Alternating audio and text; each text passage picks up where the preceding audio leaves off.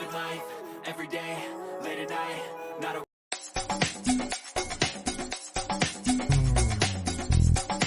Showbiz Kachika TV.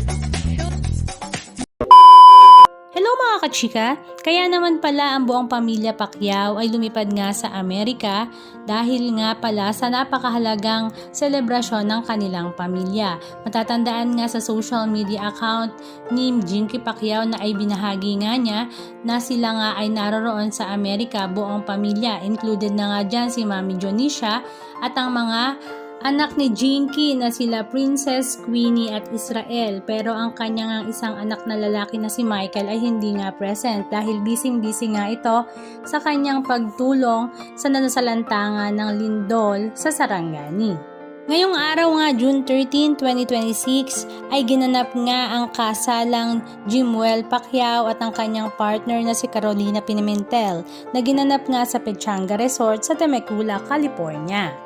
Private at very intimate garden wedding nga ang kanilang naging tema. Ito nga ay talaga namang titingnan mong napakasimple pero napakabongga at eleganteng garden wedding. At dahil Mexican nga si Carolina, syempre hindi nga mawawala sa kasalan ang mariachi. Spotted nga at present ang buong pamilya Pacquiao. Naroroon nga ang ating nag-iisang Manny Pacman Pacquiao kasama ang kanyang asawa na si Jinky Pacquiao. Naroroon din sila Queenie, Princess, Israel, Mami Jonisha, ang ilan pa sa mga team Pacquiao at syempre hindi naman mawawala rin ang kapamilya ni Carolina. Sa kanilang wedding march ay nakakatuwang bit-bit ni Manny Pacman Pacquiao ang kanyang apo na si Baby Clara na naglalakad nga sa wedding aisle. At talaga namang kitang-kita nga niya ang kanyang mga magulang na kinakasal. Samantala si Mami Jonisha naman ay busy-busy sa panonood ng kasalan dahil natutuwa nga raw siya at naabot pa nga niya ang kasal ng kanyang apo. Halika at panoorin natin ang ilan sa mga video clips ganap na kanilang ibinahagi.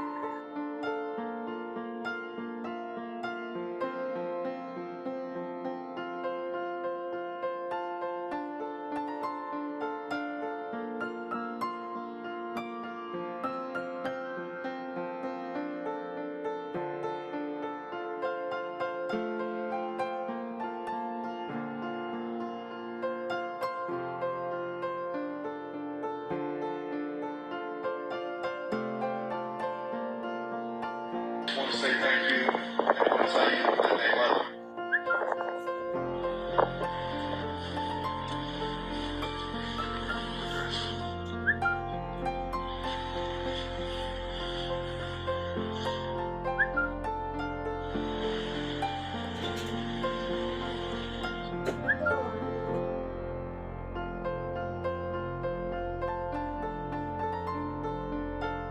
Anong masasabi nyo mga kachika? Just comment down below. And please don't forget to subscribe.